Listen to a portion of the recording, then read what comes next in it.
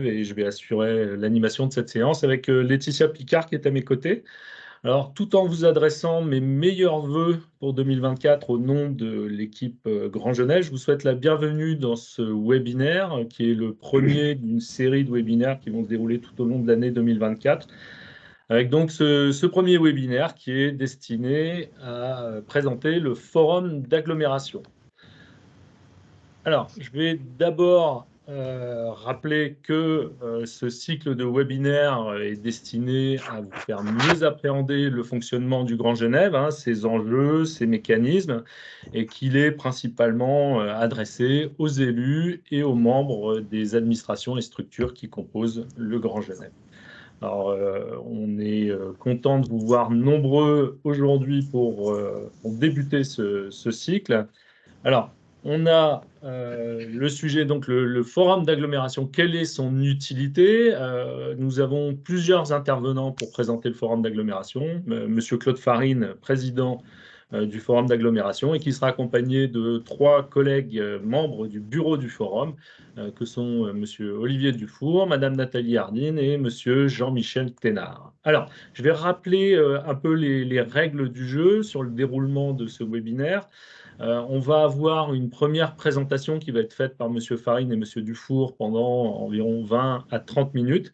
Et puis suivront une trentaine de minutes d'échange.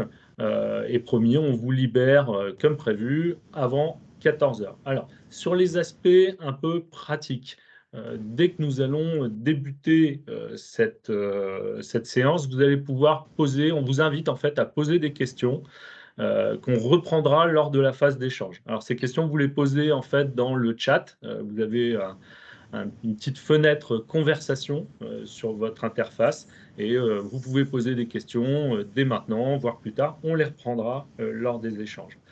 Je précise également que cette séance, elle est enregistrée, au moins sur la partie première présentation, et qu'elle sera mise à disposition du public sur le site internet du Grand Genève. Et la vidéo sera accompagnée également d'un récapitulatif de l'ensemble des questions et des réponses. Et au cas où on aurait des questions qui n'auraient pas trouvé de réponse pendant cette séance, eh ben, on s'assurera que les réponses soient bien fournies avec cette vidéo. Pendant le temps de présentation, ce que je vous propose, je propose au public de couper vos micros. Ça évitera les bruits parasites pendant la présentation. Et puis après, évidemment, vous pourrez les rebrancher pour la partie échange. On va commencer d'abord par un petit sondage en ligne qu'on vous propose, que vous trouvez dans votre fenêtre conversation, dans le chat. On va vous poser 2 questions. D'abord, pour mieux vous connaître, savoir de quel territoire vous venez, côté Genève, France ou région Lyon. Et puis, il y aura une deuxième question aussi, un peu sur votre connaissance du forum d'agglomération. Voilà, c'est pour jouer un peu le rôle de brise-glace. Alors, je vous propose la première question qui demande de quel territoire êtes-vous? Je vous laisse quelques instants pour répondre. Alors, pendant que vous répondez, j'avais dit que ce webinaire inaugurait un nouveau cycle de webinaires pour toute l'année. Déjà, je vous invite à noter la prochaine date qui sera le 26 mars, même jour, même heure, et qui traitera de la vision territoriale transfrontalière, qui est le projet d'agglomération. Alors, on a les réponses sur les territoires. Alors, on voit qu'on a une majorité de personnes qui viennent du Genevois français. On a un petit tiers qui vient de Genève, et puis le reste vient de Canton de Vaud. Alors, bon, c'est assez classique comme répartition sur ces webinaires. Deuxième question, alors là, on appelle un peu à votre appréhension du forum d'agglomération. Combien de structures le forum fédère-t-il? Alors, vous avez les chiffres qui sont affichés sur le petit sondage. 45, 55 ou 65? On vous laisse quelques instants pour répondre.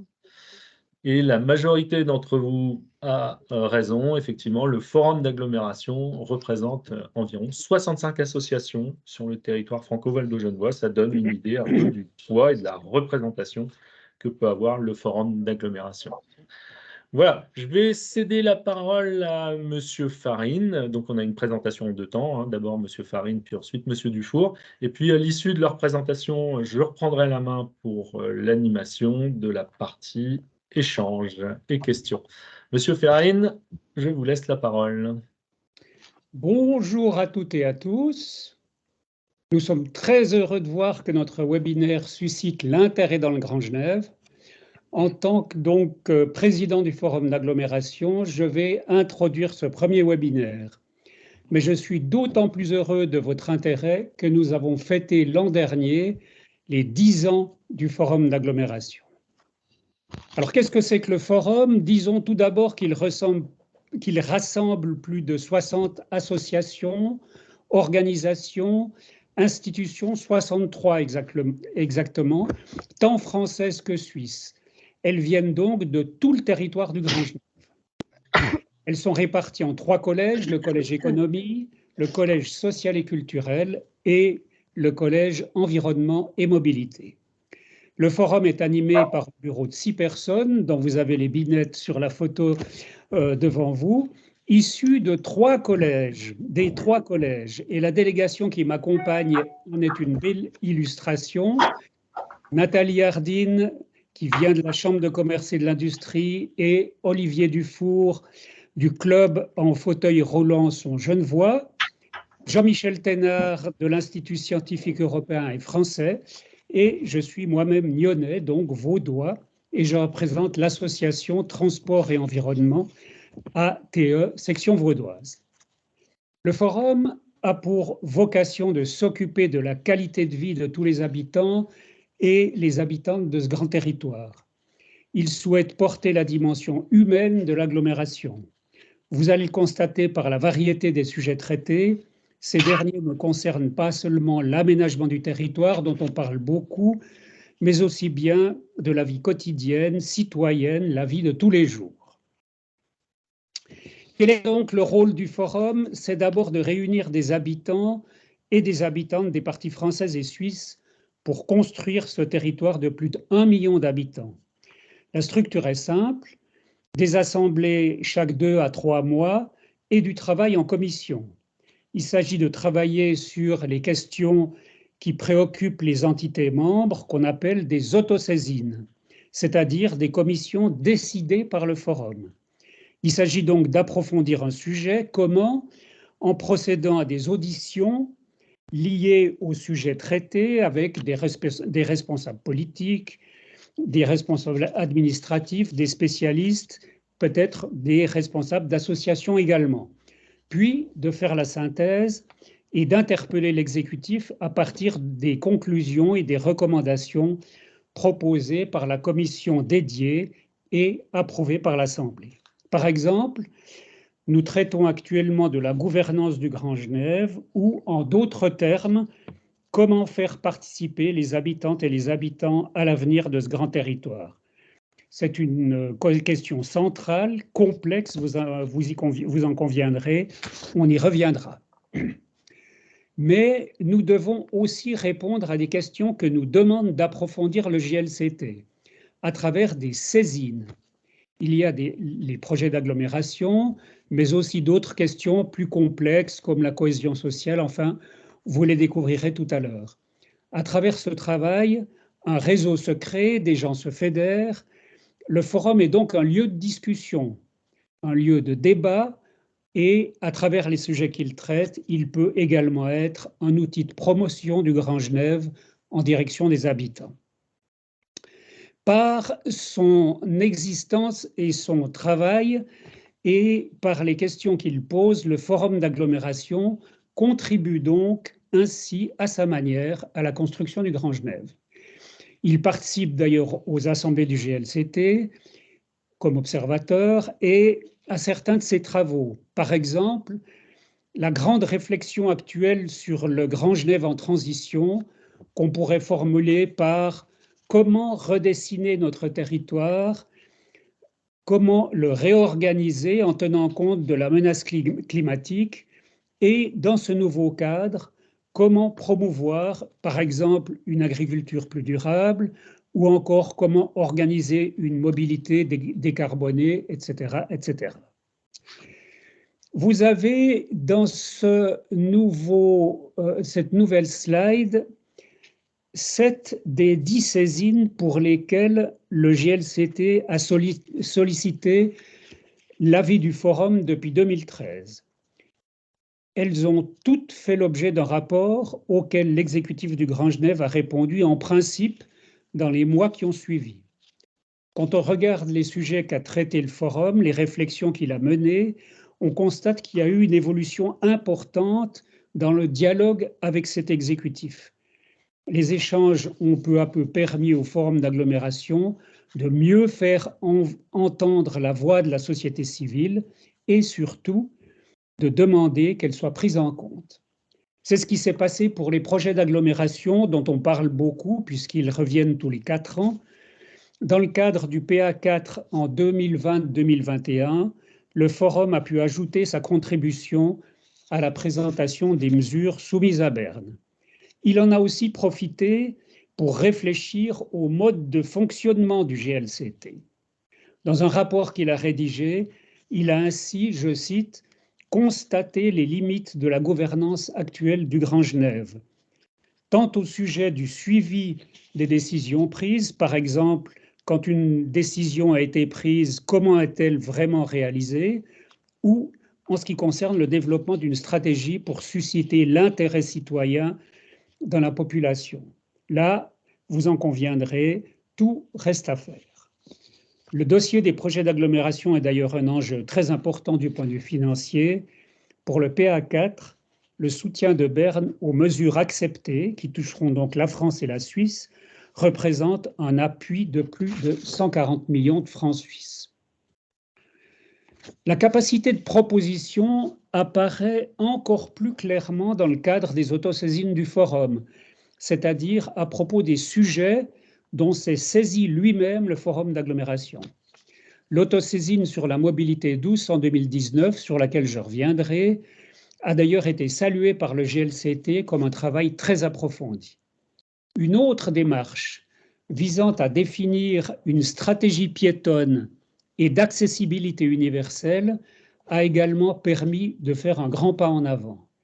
Cette réflexion, portée par une association membre du Forum dans le cadre du PA4, a été élaborée en 2020, donc il n'y a pas longtemps, avec l'aide d'un bureau spécialisé. Résultat, certaines des actions définies dans cette stratégie sont en passe de devenir réalité dans le Grand Genève. Ainsi, un plan piéton est en gestation dans l'agglomération et par ailleurs la Confédération elle-même a relevé l'intérêt de cette démarche dans son rapport d'examen. Elle souligne que la stratégie proposée va, je cite, améliorer la qualité des espèces et des espaces et des cheminements piétons, ainsi que promouvoir un réseau cyclable d'agglomération structuré, sécurisé et hiérarchisé. Nous y reviendrons. 2 mots donc sur le rapport que je viens d'évoquer sur la mobilité douce, publié par le Forum en novembre 2019. C'est important de retenir la date.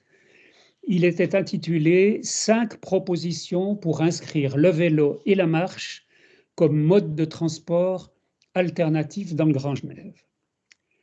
Et il était assez critique.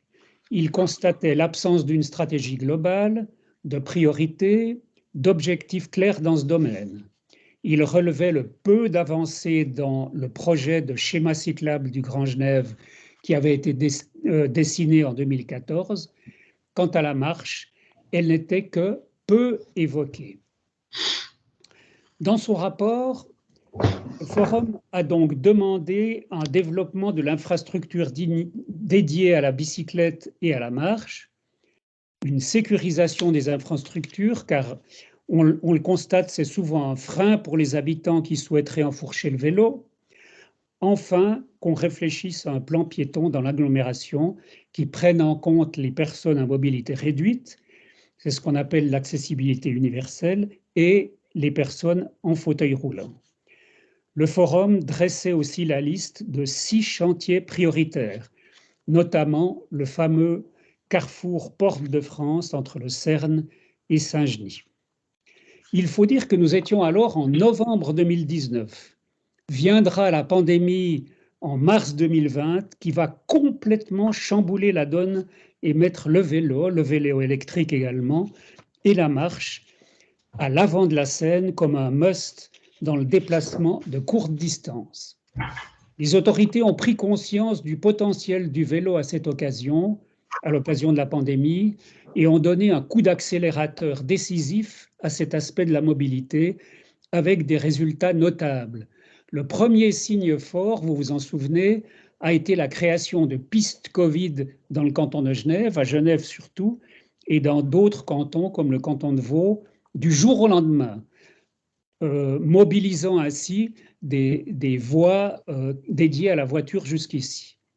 Cependant, pour être certain que les dossiers avancent, le Forum a créé à l'automne 2020, c'est-à-dire 6 mois après, une commission de suivi de mobilité douce qui interroge périodiquement les porteurs de projets sur l'avancée de leur réalisation.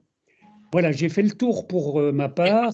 Je passe maintenant la parole à Olivier Dufour, membre du Forum également et président du Collège social et culturel.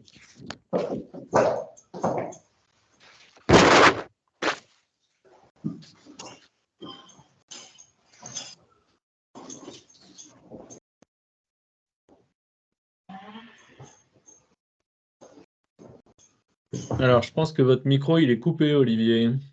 Oui, pardon, excusez-moi. Voilà, pas de problème. Excusez-moi. Oui, je suis donc Olivier Dufour, je préside le Collège social et culturel du Forum, où je représente le club en fauteuil roulant Genève, qui est une section de l'Association suisse des paraplégiques. Et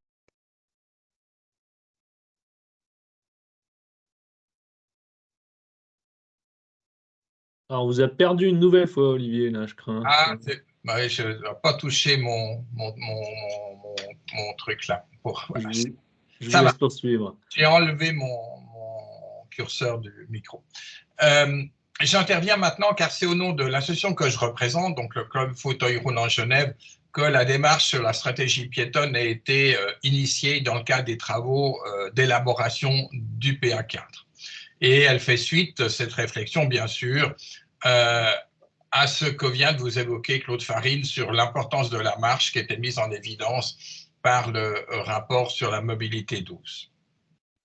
À l'occasion de notre participation, donc, on a souligné ce manque dans les commissions de travail face aux équipes techniques et aux chefs de projet. Et les équipes ont accepté cette critique sur la non prise en compte précise de la marche dans les projets d'agglomération. Et le rapport qui est ici en couverture et quelques éléments que je vais vous indiquer est le résultat du travail qui a été réalisé entre juin et décembre 2020 par un bureau compétent pour ce sujet, mais qui a travaillé en étroite collaboration avec les associations de personnes à mobilité réduite et personnes vivant avec des incapacités autres, y compris les personnes sourdes, par exemple, etc. Comme vous voyez, il propose l'analyse de 13 secteurs à enjeu dans l'ensemble de l'espace public, qui vont des espaces des villages, des vieilles villes, aux grands espaces de verdure, aux voies vertes, aux grands hubs intermodaux, par exemple, etc. Et ces outils sont détaillés selon 6 types d'usagers, comme vous le voyez, les adultes sans incapacité, les enfants, et puis l'ensemble des personnes qui peuvent avoir de la mobilité réduite, donc soit pour des raisons motrices, soit pour des raisons sensorielles, visuelles ou sensorielles auditives, ou pour d'autres troubles psychiques ou de relations sociales. Et puis, ce rapport propose aussi 2 exigences fondamentales quant à l'organisation des réseaux piétons, et particulièrement celle sur l'aménagement, le principe de base imposé de l'accessibilité universelle et le triptyque classique de sécurité, continuité, confort. L'accessibilité universelle étant une des exigences de la Convention de l'ONU sur les droits des personnes handicapées. Dia suivante, s'il vous plaît. Et puis, dia suivante, voilà. Non, c'est la précédente. Merci. Et puis, il propose aussi 4 grands champs d'action. Hein, c'est soit, comme vous le voyez, améliorer la connaissance de la mobilité piétonne, et notamment en procédant à des comptages piétons comme on le fait actuellement pour les comptages des cyclistes. Et puis, comme ça a été évoqué aussi par Claude Farine, ce rapport est vivant parce que l'agglomération a décidé d'avancer dans l'idée d'un plan piéton d'agglomération, ce qui fait que toutes les communes du Grand Genève, les 209 communes, ont reçu début décembre un courrier pour les appeler à manifester leur intérêt pour participer à un travail en commun, pour développer un plan piéton général et mettre ensemble les expériences des uns et des autres, puisque la question piétonne est une compétence tout à fait municipale, donc il ne s'agit pas de remplacer les communes dans ce travail, mais de développer une collaboration et un plan piéton. Et vous avez d'ailleurs, les communes, reçu une relance encore hier pour vous engager dans une première discussion de collaboration. Et vous pouvez vous inscrire jusqu'au 31 janvier pour participer à ce travail-là qui débouchera à terme sur un nombre de propositions d'amélioration de ce qui existe et que plusieurs communes font un peu de leur côté parfois, et l'idée est vraiment d'améliorer cela, et puis aussi de travailler, comme vous le savez, il y a des grandes voies piétonnes qui traversent la totalité de l'agglomération, qui sont des voies connues, la plus connue étant notamment le chemin de Compostelle et les Via Rona. Dia suivant. Pour conclure, j'aimerais, enfin pas seulement moi, mais enfin le forum aimerait vous faire part des préoccupations et thèmes de réflexion récurrents dans nos assemblées et au sein des commissions de travail. Pour nous, l'agglomération grand-genevoise fait face à 3 crises concomitantes liées de façon complexe, soit les crises démocratiques, de croissance et climatiques. Pour ce qui est de la crise démocratique, comme représentants de la société civile du Grand Genève, les membres du forum d'agglomération ne peuvent se satisfaire d'un fonctionnement et d'une évolution sans la participation de ses habitantes et habitants. Le modèle actuel, comme c'était évoqué tout à l'heure par Claude Farine, on en a parlé déjà dans le rapport du PA4, le modèle actuel, composé au fil du temps et de certains problèmes ou évidences, grâce à des pionniers et des pionnières, montre ses limites. C'est pour proposer des réponses et des pistes de solutions que le forum s'est autosaisi de la gouvernance de l'agglomération. La crise de croissance, représentant le société civile, toujours le forum constate plusieurs déséquilibres persistants ou émergents qui nous questionnent sur le modèle de croissance qu'a prévalu dans l'agglomération. Les échanges et les réflexions au sein du forum montrent qu'il n'est pas possible de poursuivre ainsi sans proposer des changements tant de forme que de fond. Dia suivante, s'il vous plaît. Pour la crise climatique, elle est reconnue par le Grand Genève. Elle fait l'objet de deux grands chantiers en ce moment, la charte du Grand Genève en transition et les travaux sur la vision territoriale. Cette dernière influencera les révisions des SCOT pour la partie française et des plans directeurs cantonaux et en cascade communaux dans la partie suisse. Ces travaux sont en cours et le forum d'agglomération y est associé par une saisine et a lancé 2 autosaisines pour pouvoir traiter 9 des premiers objectifs de la charte Grand Genève en transition. Et l'ensemble de ces 3 rapports, donc de la saisine Grand Genève en transition et des 2 autres saisines, patrimoine naturel et gouvernance, seront déposés d'ici fin juin 2024. Enfin, le forum d'agglomération collabore avec l'Université de Savoie-Mont-Blanc depuis 2023 dans le cadre du Master en droit public international transfrontalier.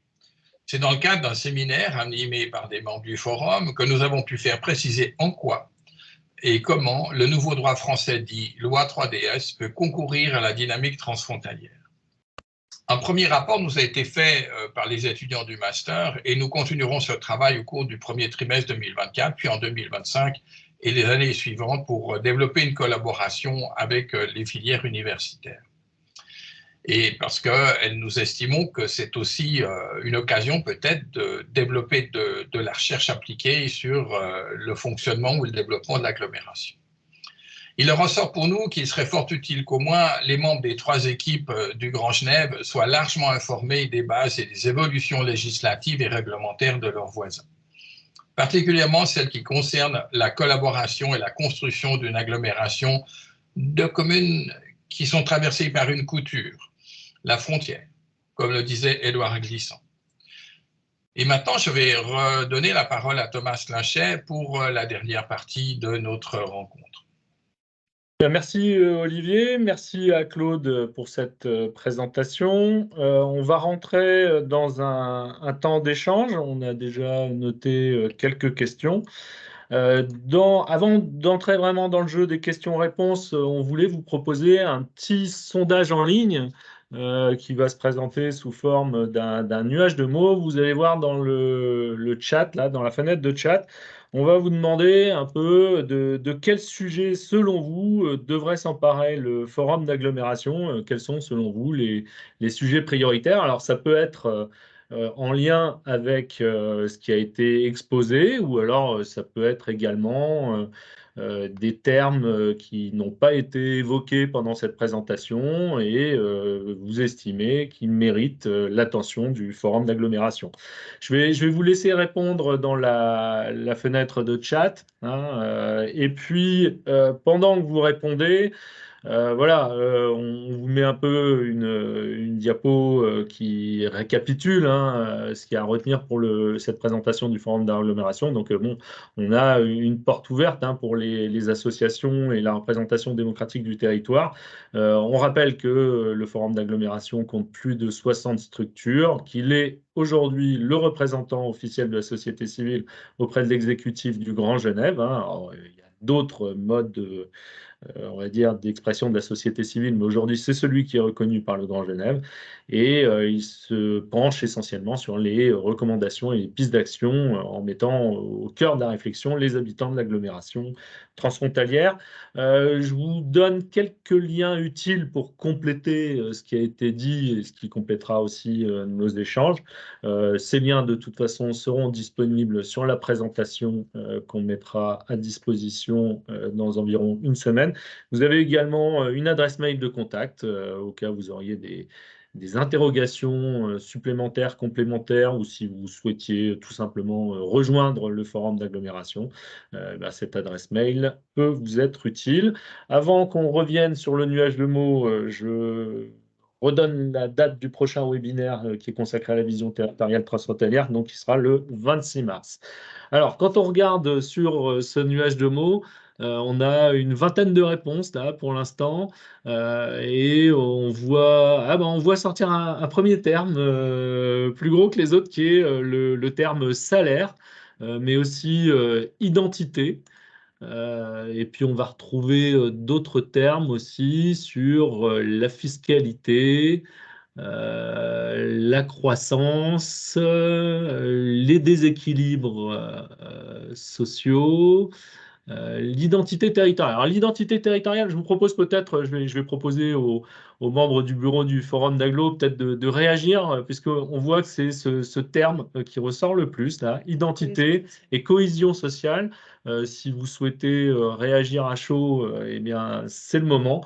Et puis après, je vous propose aussi qu'on se penche un peu sur les questions économiques, parce qu'on voit qu'il y a quelques termes qui sont liés à cette dimension-là. Alors, je ne sais pas qui, au niveau du bureau, souhaite peut-être réagir sur l'identité. Olivier ou Claude ou Nathalie ou Jean-Michel. Je veux bien me lancer un petit peu.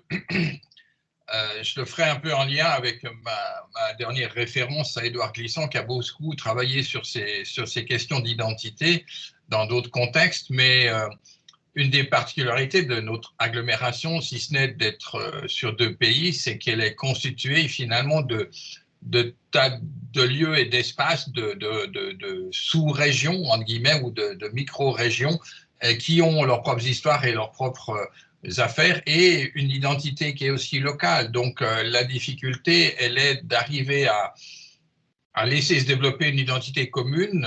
Une des difficultés qu'on a relevées du côté du forum d'agglomération dans le cadre d'un travail sur les rituels culturels avec l'Université de Genève, c'est qu'on n'a pas vraiment de moments ou de jours ou de festivités ou d'événements qui rassemble plus spécifiquement autour du Grand Genève, alors qu'il existe plusieurs centaines de rencontres de différents types à l'intérieur de l'agglomération, par exemple la Foire de Crète ou le Paléo de l'autre côté du lac, et qui sont bien quelque chose qui se passe à l'intérieur de l'agglomération, mais qui ne sont pas du tout perçus ou quasiment pas perçus comme des lieux où les gens qui vivent dans l'agglomération se retrouvent. Donc ça, c'est un sujet qui est sur la table et qu'on probablement on reprendra en 2025 à la fin des rapports actuels qu'on est en train de rédiger. Bien, on voit aussi les notions de cohésion sociale.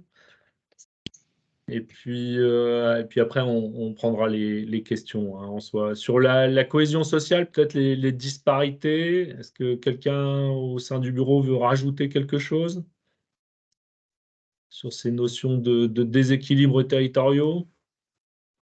Moi, je veux bien, oui. Monsieur Thénard, allez-y. Oui, pour reprendre un peu ce que disait Olivier avant, je crois qu'on a quand même un point commun, c'est la même langue, ce qui est quand même important. Historiquement, il y a eu des échanges un peu dans tous les sens, donc on n'est pas si séparés que ça. Par contre, je crois qu'un des dangers, ce serait que l'agglomération se résume à simplement un aménagement du territoire et des transports en commun. Il y a quelque part une identité collective, effectivement, comme le disait Olivier, peut-être à travers des rites, à travers des différentes façons de faire. Et c'est un peu une préoccupation aussi du forum, de ne pas rester uniquement dans le physique, mais d'aller au-delà sur sortir une vraie communauté humaine quelque part, avec ses différences, avec ses particularités, sachant qu'au milieu, on a une frontière administrative et 2 systèmes administratifs, on en a même 3, avec le canton de Vaud. Mais néanmoins, si on veut que cette agglomération ne reste pas simplement une agglomération d'intérêts plus ou moins communs, il faut qu'on aille au-delà et qu'on crée une communauté humaine. Ok, merci. On reviendra peut-être sur ce nuage de mots, mais je vous propose de prendre les questions qui nous ont été adressées pendant la présentation. Alors, on a une première question qui était tous les participants au forum sont donc issus d'associations ou sont élus. Qui veut faire cette clarification? Alors, quand on arrive en fin de mandature, donc la prochaine fin de mandature, c'est septembre 2025, au printemps 2025, il y a un appel dans la presse et par les médias qui est organisé par le GLCT Grand Genève aux associations, organisations et institutions pour, si elles sont intéressées, à participer aux travaux de la société civile dans le forum. Et après, chaque organisation, association ou institution désigne un titulaire et un ou une suppléante. Et voilà, et ça, il présente un dossier, une lettre de motivation, ses intérêts pour le travail de l'agglomération, qui est soumis à un groupe d'élus du GLCT, qui sont nos correspondants auprès du GLCT et qui vont effectivement regarder qu'on ait des propositions du côté français, genevois, vaudois, et correspondant aux 3 collèges qui ont été présentés par Claude Farine au départ. Et il y a une répartition équitable du nombre d'organisations membres dans chacun des collèges. Pour le moment, on n'a jamais eu trop de problèmes à obtenir cet équilibre. Et donc, il n'y a pas une assemblée qui élit les gens, c'est les organisations qui, de façon autonome, décident de participer et de s'engager de façon bénévole dans le travail du forum d'agglomération. Oui. Je crois qu'il y avait Jean-Michel Thénard qui voulait compléter. Oui, je crois que c'est important que le maximum d'associations ou d'institutions participent. Et étant donné les participants au séminaire, ça peut être effectivement toute association. Le seul point, c'est ce que disait Olivier, c'est l'équilibre entre les 3 collèges. C'est-à-dire si on a trop de candidatures dans un collège, on est obligé de limiter de manière